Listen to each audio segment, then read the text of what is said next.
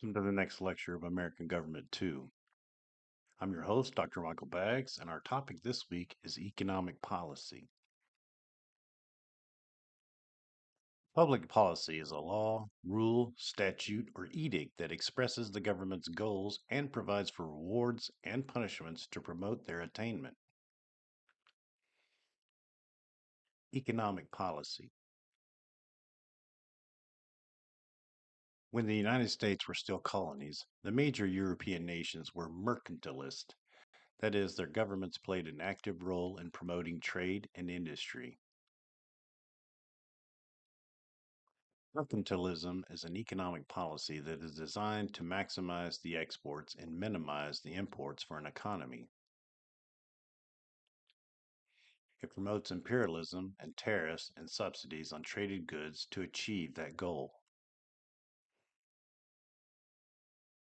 When Adam Smith published his Wealth of Nations book in 1776, he introduced the idea of a more limited role for government in the economy, which in turn would allow private individuals to build wealth in abundance. From those multiple individual actions would grow greater wealth for the nation as a whole, which in turn would create a better life for all. From this theory, the American economy developed into a powerful and successful system, creating an abundant society. We will return to Adam Smith and his theories later on in the lecture. At the most basic level, government makes it possible for the economy to function efficiently by setting the rules for economic exchange and punishing those who violate the rules.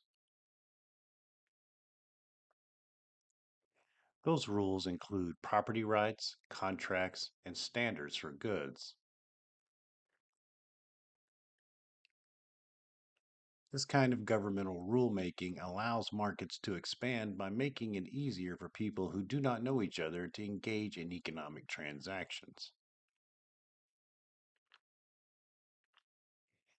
However, the government's role in the economy extends further than market functions.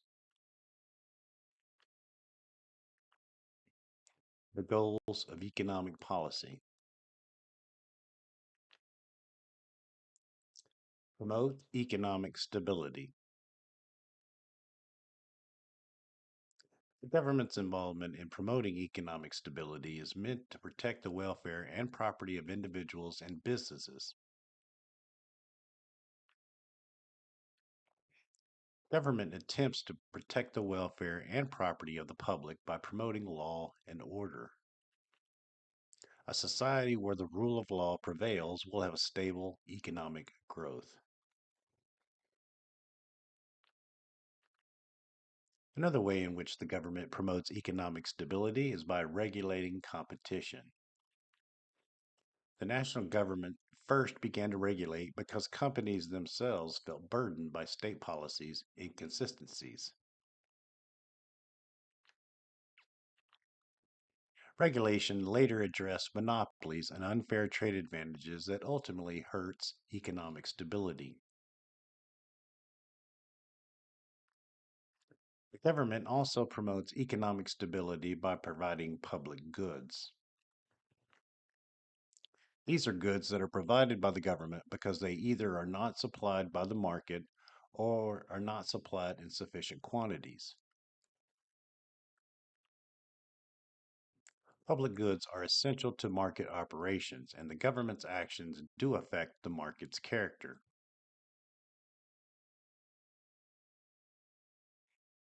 Stimulate economic growth. The federal government assumed a central role in stimulating economic growth during the 20th century. The growth of the American economy has shifted over the centuries. In the 1800s, natural resources propelled growth. Later, manufacturing industries became the economic driving force. Recently, the high technology boom fostered economic growth.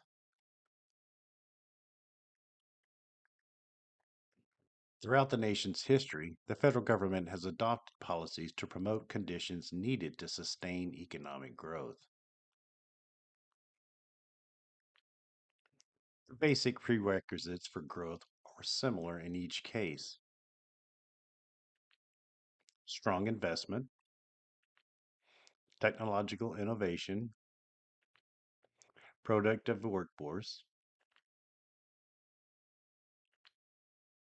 The most fundamental way that government affects investment is by promoting business, investor, and consumer confidence. Confidence declines in times of political instability, unpredictable government action, widespread disregard for the law, and feelings of insecurity about the future.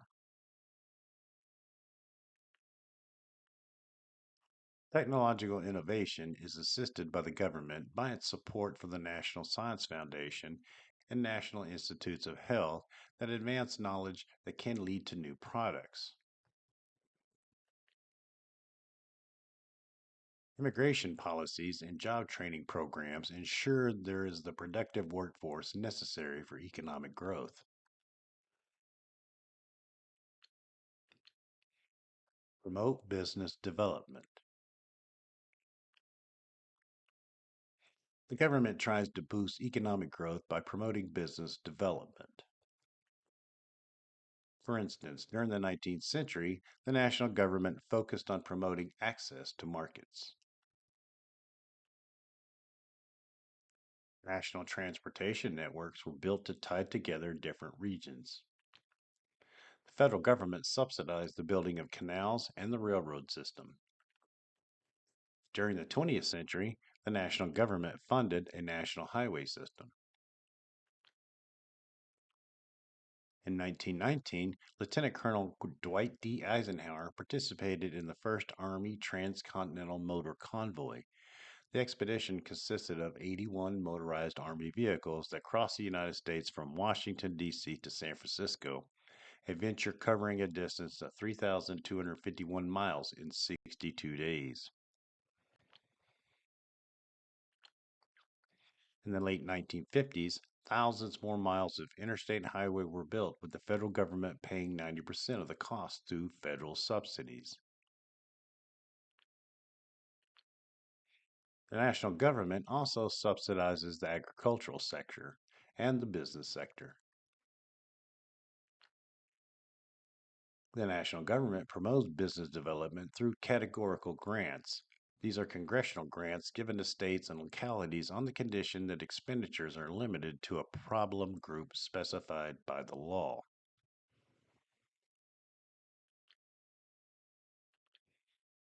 Protect employees and consumers. The government wants stable business and labor relations. In the later half of the 19th century, labor strikes were common and often violent, but the federal government did little to regulate business labor relations. In the 1930s, the federal government began to act. National Labor Relations Act established the National Labor Relations Board. The NLRB oversees union elections and collective bargaining between labor and industry and seeks to play an active role in peaceful industry relations. The book, The Jungle, published in 1906, galvanized concern about unsanitary food processing. This led the United States Department of Agriculture to begin inspecting meat products. The Food and Drug Administration regulates the safety of food, drugs, and cosmetics.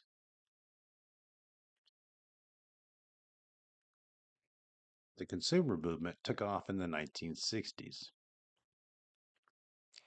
Ralph Nader sparked a movement with his 1965 book, Unsafe at Any Speed.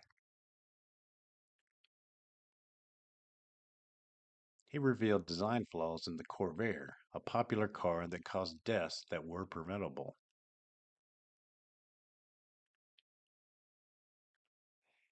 This led to the passage of the 1966 National Traffic and Motor Vehicle Safety Act, which gave the Department of Transportation responsibility for ensuring vehicle safety.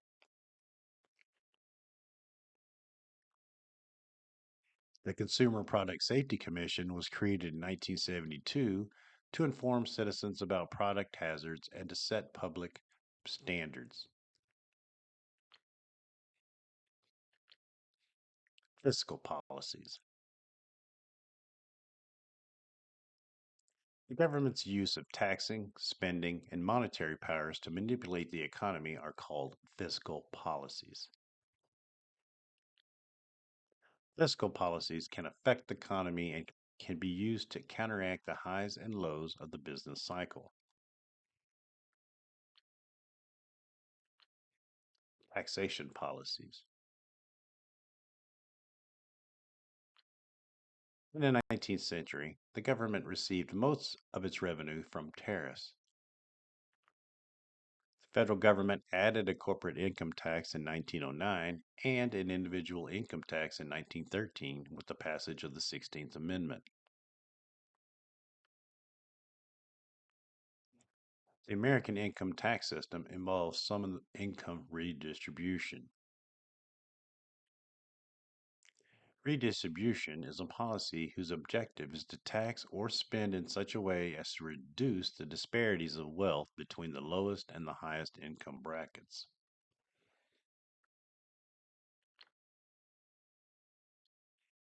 The income tax system is progressive. With progressive taxation, rates of taxation go up with higher income brackets.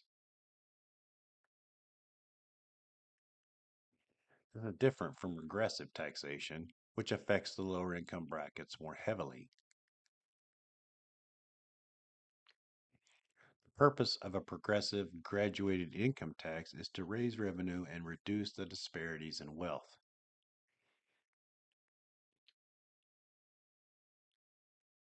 Another income tax objective is to encourage the capitalist economy by rewarding investment. The tax allows individuals or companies to spend money they can justify as an investment or business expense.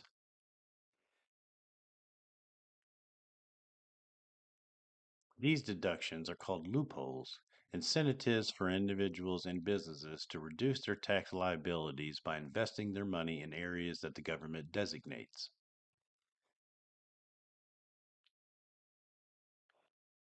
Spending policies. The federal government's powers to spend is theorized as a significant tool of economic policy. Spending decisions can affect the health of the economy, the distribution of income, and a host of other aspects of American life.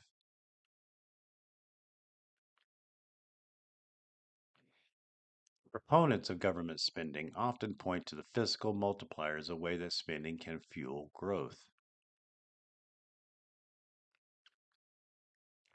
The multiplier is a factor by which some measure of economy wide output increases in response to a given amount of government spending.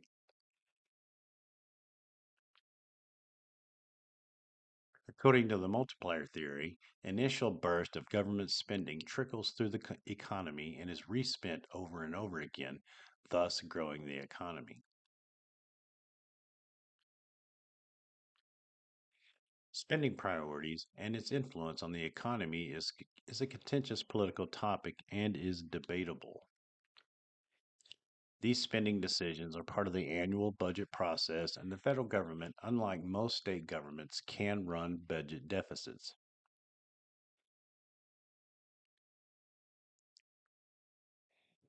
Budget deficit refers to the amount by which government spending exceeds government revenue in a fiscal year.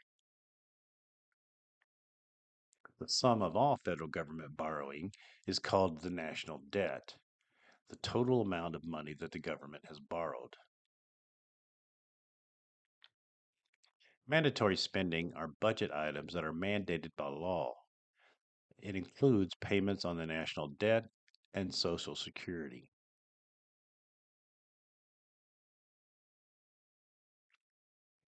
Discretionary spending is spending on programs controlled by the regular budget process.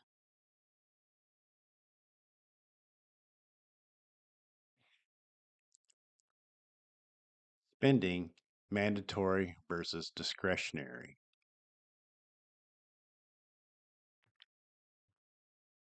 Over 60% of the total federal budget is made up of uncontrollable, that is, this means that the national government has little discretionary spending power. Monetary policies. Government efforts to regulate the economy through the manipulation of the supply of money and credit.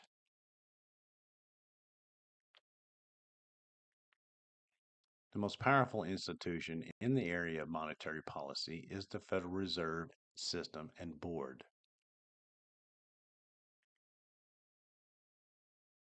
The Bank of the United States was established in 1791 to hold federal government revenue rather than state-ped banks.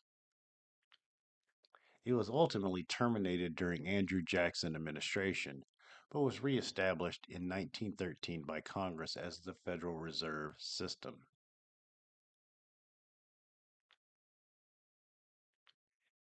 The Federal Reserve System is composed of 12 Federal Reserve banks that facilitates exchanges of cash, checks, and credit and regulates member banks. The Federal Reserve banks are bankers' banks, which make loans to other banks, clear checks, and supply the economy with currency.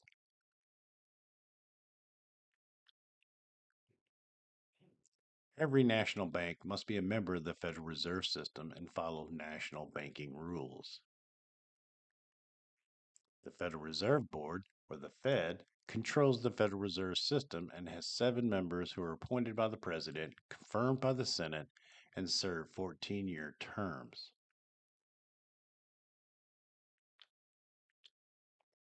The chair of the Fed, who is one of the 7 members, has a 4-year term. The Federal Reserve is an independent agency, meaning it is not directly controlled by the President, nor is it answerable to Congress.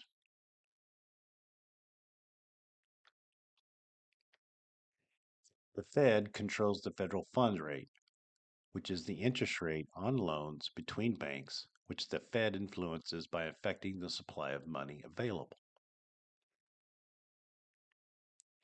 This grants the Fed its power to control, expand, or shrink the amount of credit available.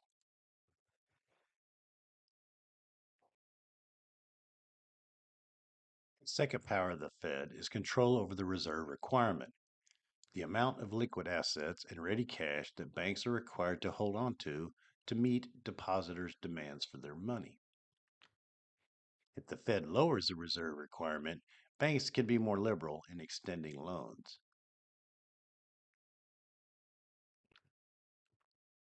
The third Fed power is called open market operations, the method by which the open market committee of the Fed buys and sells government securities to help finance government operations and to reduce or increase the total amount of money circulating in the economy. Regulation and trade policy. Regulations. Federal economic policy aims to protect the public against potential abuses by concentrated economic power. The national government established conditions governing the operations of big business to ensure fair competition. The federal government can force a larger company to break into smaller ones if it has established a monopoly. This is where a single firm in a market that controls all the goods and services of that market without any competition.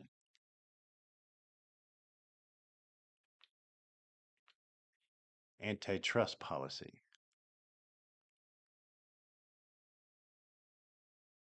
Interstate Commerce Act created the Interstate Commerce Commission, which was designed to control monopolistic practices of the railroads.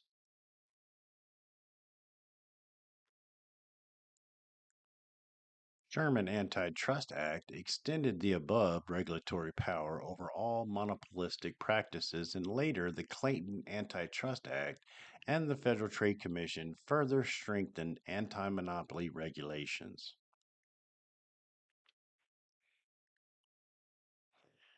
Regulation of financial markets.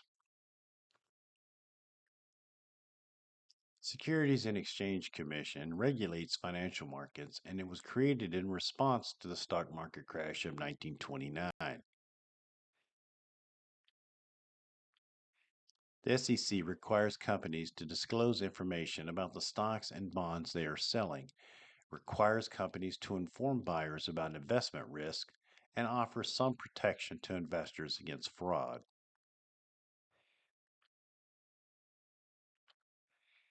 Oversight by the SEC maintains investor confidence. Trade policy. The government also influences the economy by setting the terms of trade and economic exchange with other countries. The government may enact tariffs on goods from other countries, which makes the imported goods more expensive. The government may participate in international institutions that govern trade among nations, or they may negotiate trade agreements with another country or group of countries. Such agreements may lower tariffs and other restrictions on trade or even eliminate them, allowing for free trade across international borders.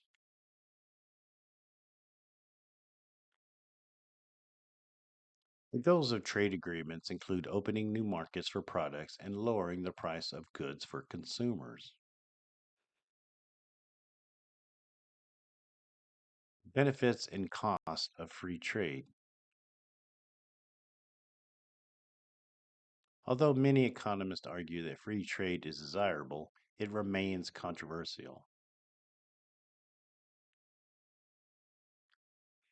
Free trade provides consumers with a greater variety of higher quality products at lower prices, and it can boost economic growth. Lower prices helps producers be more profitable.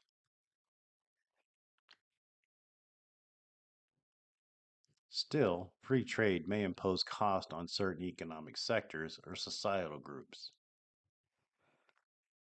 Workers in a given sector may argue for a reduction or block of international trade, which is protectionism, to protect them from foreign competition.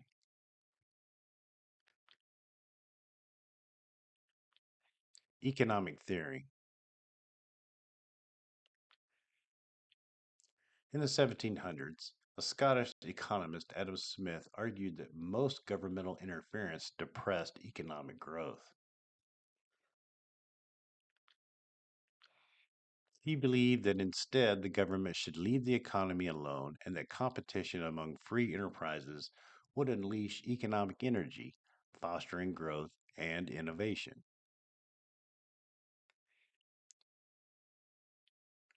As a result, laissez faire capitalism developed. This is an economic system in which the means of production and distribution are privately owned and operated for profit, with minimal or no governmental interference. According to Smith, individuals, when subject to the discipline of market competition, would create products that consumers wanted at the best possible price. This was a leading economic philosophy until the 1930s when the Great Depression altered public opinion. With 20% of Americans unemployed, demands grew for the government to act.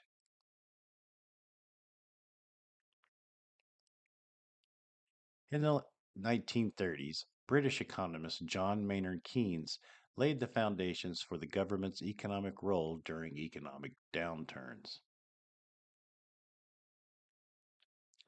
Keynesian economic theory argued that the government can stimulate the economy to pull it out of recession by increasing public spending, by creating jobs, or by cutting taxes. The government stimulates demand, and this creates increased production, which should pull the economy out of recession. Also, Keynesians link the economic well being of workers to the health of the economy. These theories dominated the world market until the 1960s when new economic conditions arose. Increased international trade rendered Keynesian remedies less useful because consumer spending power could leak out of the national economy as consumers bought goods from abroad. In this case, spending would not stimulate domestic production. Partisan divisions. By the 1980s, a growing number of Republicans began to reject the idea that government should help ensure prosperity. Led by Ronald Reagan, many Republicans argued that freeing markets from government intervention would produce the best economic results. As Ronald Reagan put it in his first inaugural address, government is not the solution to our problem, government is the problem.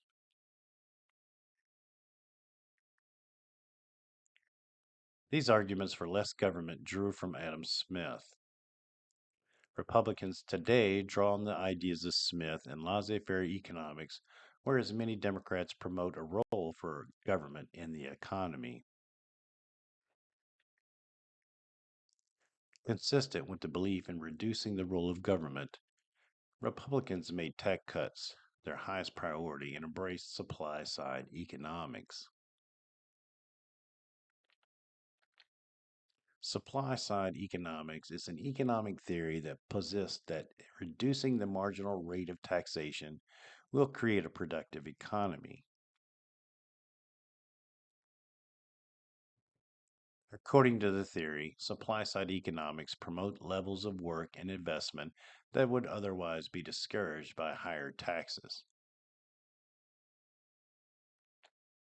Supply side economics rejects Keynesian economic philosophy. The end.